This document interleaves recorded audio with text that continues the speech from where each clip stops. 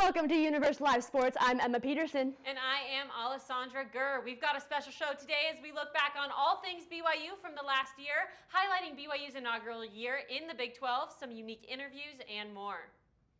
First off, BYU had some huge wins in their first year of the Big 12. Jack Feldman has the top 5 wins from this year for us. At number 5, women's soccer hosted number 1, UCLA, and it was electric. BYU went up 2-0 in the first half, but UCLA continued to fight, cutting the deficit in half with 30 minutes left to play.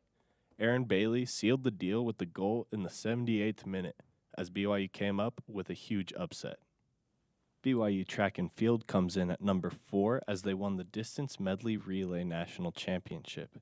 Cougars Sadie Sargent, Sammy Oblad, Carly Hansen, and Riley Chamberlain combined it for a record time of 10:51, the school's third fastest time ever in the event. Coming in at number 3, this weekend BYU softball went into Norman, Oklahoma and knocked off number 2 Oklahoma. BYU scored in all but one inning. Leading 6-4 going into the last inning, the Cougars scored 3 unanswered runs as they secured the biggest upset in program history. Once again, BYU women's soccer is on the list at number 2, but they were down 3-0 20 minutes into the College Cup quarterfinals against UNC. Approaching the 80th minute, however, BYU was still down 3-1. The unimaginable happened as they scored 3 goals in the span of 8 minutes. UNC did not know what hit them as they got sent home, and BYU went to the Final Four. And at number 1, we have BYU basketball storming into Allen Fieldhouse to defeat number 7 Kansas. The Cougars snapped their 82 home game win streak when leading at half, and 67 home game win streak against unranked opponents. BYU's Mark Pope stated, "I've never seen an atmosphere quite like this," and with 8 minutes to go, he received a technical foul. However, after this, BYU outscored Kansas by 14 to go on to upset them. Those are some awesome wins. Thanks, Jack. Although many sports have completed their Big 12 season, baseball and softball have yet to finish up. Jordan Burr is actually down at the softball field right now to give us a recap on their series against OU and what's to come. Jordan.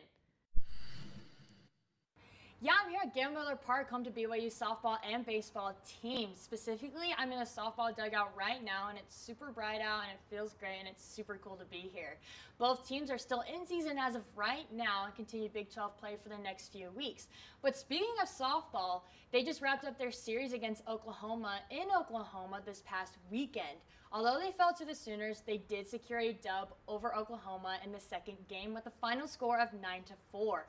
Guys, this is crazy. Oklahoma is number 2 in the nation, and the Sooners haven't lost at home since 2017.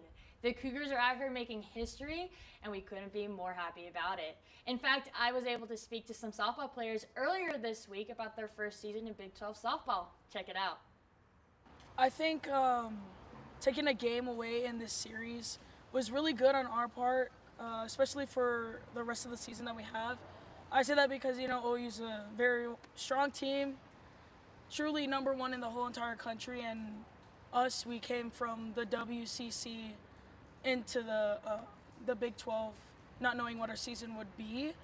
And I think that one game that we won just proved to us that we know we can compete with the highest of the high, and that we're never going to back down no matter what competition is on the other side of the field. Before we even got to Oklahoma, social media, people were telling us not to waste our time, not to even go, and for us to put up a fight the way that we did, I think that just proves a lot, not only for ourselves, but for our fans and for the rest of our season. The team needs to focus on having good approaches in the box, as we did like in Oklahoma, staying aggressive, knowing that any strike can be your strike, and just not letting it pass you by. And then our defense needs to be top tier, like clean, with every play that we are handling in every inning. Within their first year of the Big 12, BYU softball has had their wins and their losses. They have a great team made of talented girls who fight to the end. It was great talking to some players and getting insight about how they feel their season has been so far. I personally think that BYU has a good chance of winning their last few series of the season. Back to you guys. Thanks, Jordan. Softball and baseball continue Big 12 play tonight, with softball taking on Iowa State and baseball going head-to-head against Oklahoma, both at home. You can watch these games on ESPN+. And with a look at what some of our Cougars are doing in the big leagues, Alessandra joins Skylar Ludlow. Thanks, Emma. Starting in the NFL, our Cougars saw the highest of highs, but also extremely low lows. If I had told you coming into the 2023 NFL season that a wide receiver on the Rams would have a record-breaking season, you'd probably think I was talking about Cooper Kupp, right? Wrong. I don't know if anyone foresaw the rookie season that Puka Nacua would have. 105 receptions, 6 touchdowns, 1,486 receiving yards, and 2 NFL rookie records to boot. The Rams would ultimately have a very short postseason, but Puka has not let off the gas. Just earlier this week, Puka said he's been working so hard this offseason that he threw up on Cooper Kupp's lawn every day for a week. Well, what throws up will throw down, and throw down Puka and the Rams will as they try to make a Super Bowl run this upcoming season. 4 years after his run to the Super Bowl, Fred Warner and the 49ers had a chance to get revenge against the Kansas City Chiefs this year in Super Bowl 58. Unfortunately, Warner's season would once again end in heartbreak, losing to fellow alumni Matt Bushman and Andy Reid in an overtime thriller. But that doesn't take away from the All-Pro season Warner had yet again. Warner was named first-team All-Pro for the 3rd time in 4 years behind 82 solo tackles, 2.5 sacks, 4 forced fumbles, and 4 interceptions. With a newly restructured contract going into next season, you can bet Warner and the 49ers are going to run it back as one of the most elite offensive and defensive teams in the league. And while some Cougars thrived in the NFL, it seemed our guy Zach Wilson could not catch a break. After Aaron Rodgers was traded to the Jets heading into the 2023 season, everyone thought Zach Wilson would finally be able to dodge the heat, chill on the bench, and learn from one of the greatest quarterbacks in the game. Well, what a difference 4 snaps can make. Without a great team around him or full support from team management, Zach Wilson did the best he could. But outside of an impressive win against Houston, the Jets season was one to forget. Whether you're a fan or a hater, just about everyone hopes they never see Zach Wilson in a Jets uniform again. Let's hope he can find himself in a healthier situation next season. There are also 2 BYU volleyball players going pro next year. Setter Whitney Bauer and libero Kamaili Hiapo both got invited to play for the Vibe in Atlanta. The Vibe is one of 7 teams in the Pro Volleyball Federation that was created this last year. Hiapo led the Cougars with 277 digs, and Bauer finished her final college season with a team high of 980 assists, totaling over 4,500 assists in her 5-year career. And lastly, a historic 5 Cougars were taken in the 2024 WSL draft and are going pro. Most hype of all, 4th overall pick Brecken Mozingo to the Utah Royals. After an incredible senior year of soccer at BYU, Brecken Mozingo's professional career has finally begun. 4 games into the season, Brecken has yet to leave her mark in the stat sheets, but in case you're worried, which you shouldn't be, let us remind you, Brecken was a Mac Herman finalist and first-team All-American last year. She's just getting started. And we can't forget our 4 other Cougars in the NWSL, and we also have to keep our eyes on. We wish the best of luck to all our girls this season, Brecken and Olivia Smith-Griffiths with the Royals, Olivia Wade with the Portland Thorns, and Jamie Shepard and Laveni Vaca with Bay FC. We're excited to keep watching our Cougars this year. Absolutely. Back to you, Emma. Thanks, Alessandra and Skylar. Now, Caleb joins us with some insider scoops on this year's NFL drafts and which Cougars he thinks will go drafted.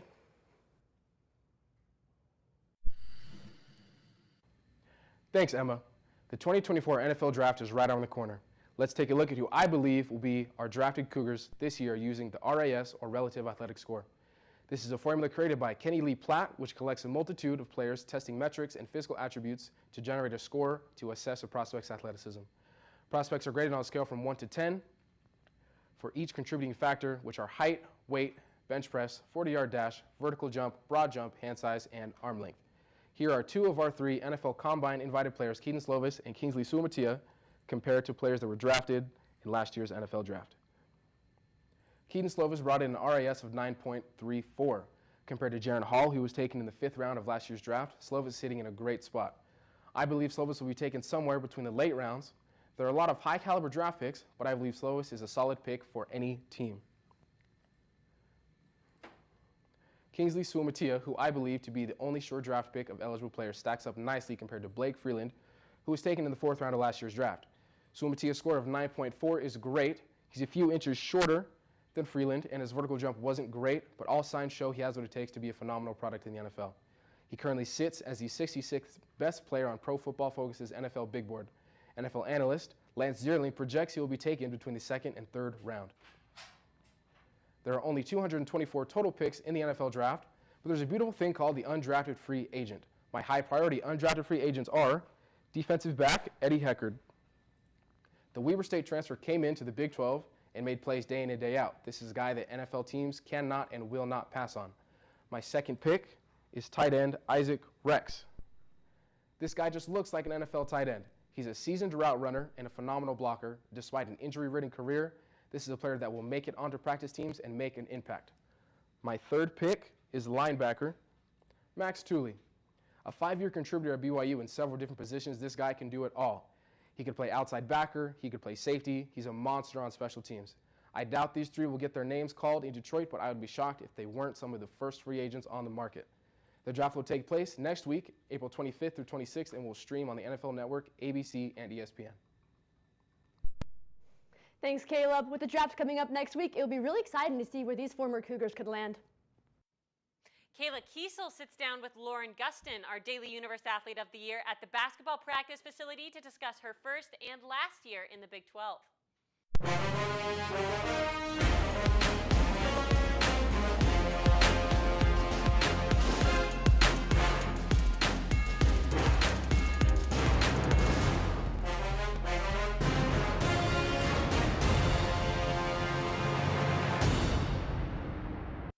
I am here with Lauren Gustin, the Daily Universe Athlete of the Year. Thank you so much for being here with us today. Yep, thank you for having me. Absolutely.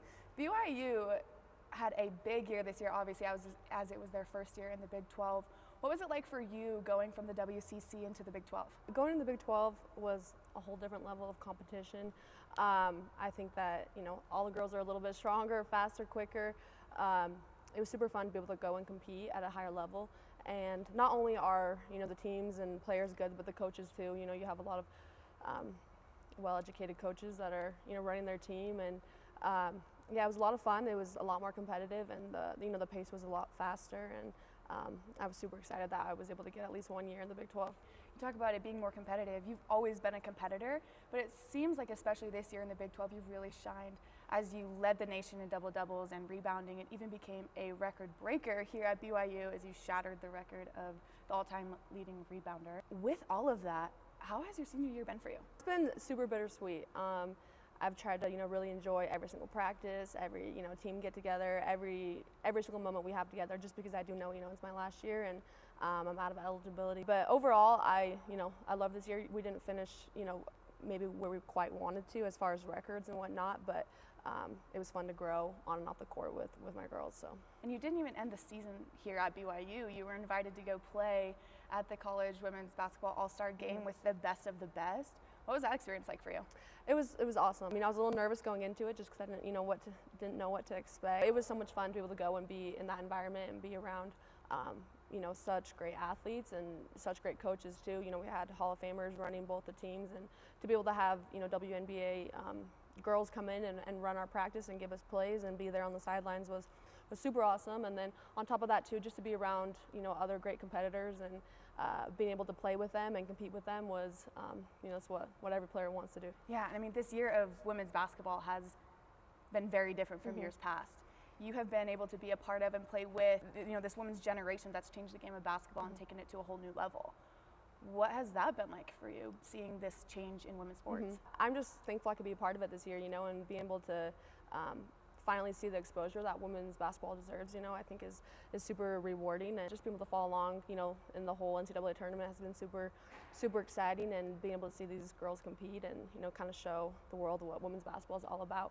Last question for you. Looking back on your career that you've had, if you had one piece of advice for the younger generation of female athletes, what would it be? Yeah, that's also a great question. I think I could say a lot of different things that, have helped me as a player. But I think ultimately just, I would say every single day just come in, working on yourself and trying to get better. Don't let anyone tell you, you can't do it. Me personally, in high school, I was always told that I was too small to be, my position, because I'm comfortable being a 5.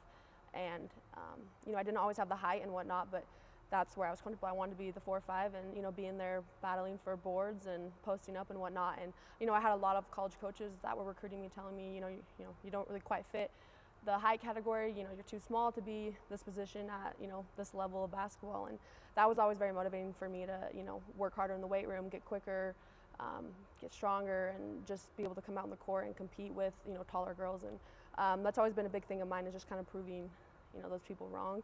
And I would just say, yeah, don't let others' opinions, you know, stop you from reaching what you want to do.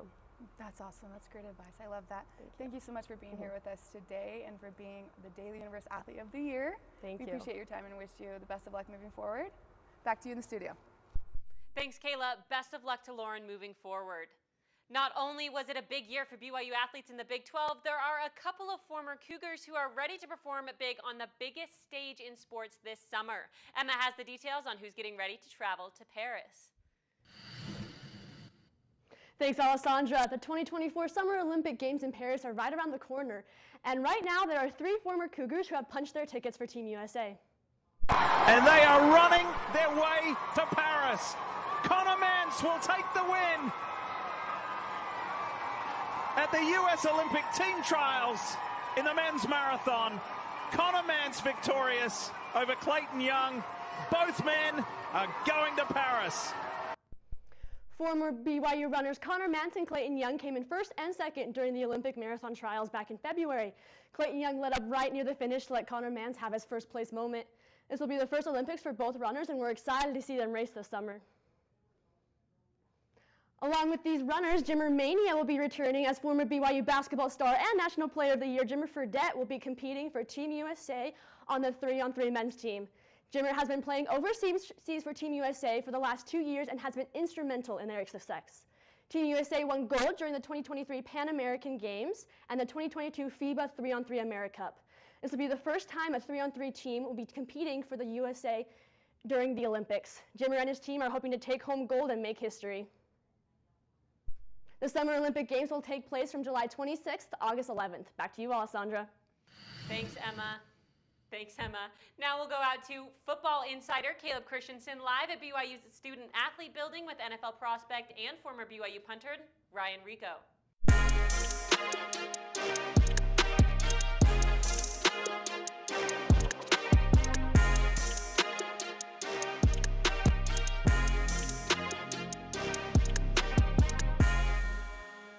I'm here with former BYU punter Ryan Rico out here to discuss his draft process and what it's been like these last few months postseason. So first, Ryan, just tell me about what your experiences have been at BYU. Yeah, it's definitely weird to say that I'm a former punter. Yeah. But man, 4 years, pretty much 5 years, like we had a great run. Loved every second of it, and it's crazy to think that it's over, but excited for the next step. Yeah. Give me your favorite experience at BYU. I know you've been here for quite some time. Yeah, if you can narrow it down to 1, maybe 2. Favorite experience, man, I would say probably the game we beat Utah. I would say, like, there's been a lot of highlights, but for us to be able to kind of break that streak for them, in our career we were 1-0, and I'm proud to say that. So I'll definitely that's probably the highlight of it for sure. Yes, sir. That was a pretty good game, and again, 1-0 for us. Yeah, So the other 9, I don't want to talk about them, but we weren't part of that. We weren't part of that. Okay, so now tell me what it's been like. I know the season ended late November. What has your process been like November to April? Yeah, I think I definitely didn't really know what I was getting into, and that's kind of been like the theme of it. Is you're kind of flying by the seat of your pants. You're trying to make the best of it. You're trying to be as prepared as you can, but ultimately there's just so much uncertainty in that. So for me, it's just try and get into a rhythm, have a routine. But it's been fun. I've been able to go and play in some different senior game showcases. I was able to participate in the Combine and in like the first ever Big 12 Pro Day, which was a really unique opportunity. So I think I've kind of looked at those as checkpoints along the way. And I think I'm really happy with how the process has gone. I feel like I've been able to put my best foot forward. And now it's out of my hands for the next few days, weeks. But I'm excited to get that opportunity and kind of control my own fate in that. Yeah, tell me, I know the first ever Big 12 Pro Day, I know they wanted to make it as similar to the Combine as possible. Yeah. But I also know that BYU typically puts on their own really good Pro Day. Can you kind of Tell me what that pro day was like and the experiences there. Yeah, it felt like a mini combine. I think going out to a different location than just your home school, that was similar to the combine. The schedule that they had, the different amenities that they had, that felt like a small combine. And then when it came to the actual workout, they created a really stressful environment. So I think they succeeded in that. But yeah, overall, I thought it was like a really awesome experience, especially for just anyone to be able to participate in that. I think they get a little bit of a taste of what the combine is like. Yeah, that's really cool. Between the combine and the pro day, can you tell me kind of what NFL teams or scouts have kind of talked to you about and said to you? Yeah, it's kind of unique because I feel like as the process goes along, it starts out very general and broad, and they're kind of just trying to get to know you. But then at the combine, we had the chance to meet with coaches from all 32 teams, and really it was just kind of like you're at a table with 4 to 6 teams. They just get 10 minutes to rapid fire questions at you. So you want to make sure you're going into that prepared. You kind of have different things on the top of your mind. But so everything that I've heard has been really positive. Unfortunately, they're never going to tip their hand or say, hey, like, you're our guy, we got you. Mm-hmm. So there's definitely a lot of just questions on that.